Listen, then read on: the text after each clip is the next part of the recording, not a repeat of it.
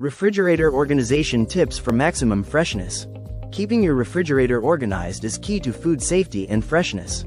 Set your fridge to 37 degrees Fahrenheit or 3 degrees Celsius and your freezer to 0 degrees Fahrenheit or -18 degrees Celsius to prevent bacterial growth.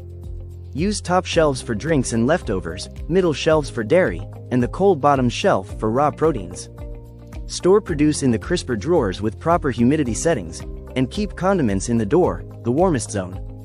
Don't overcrowd shelves, use clear containers, and label leftovers to reduce waste and keep your family safe.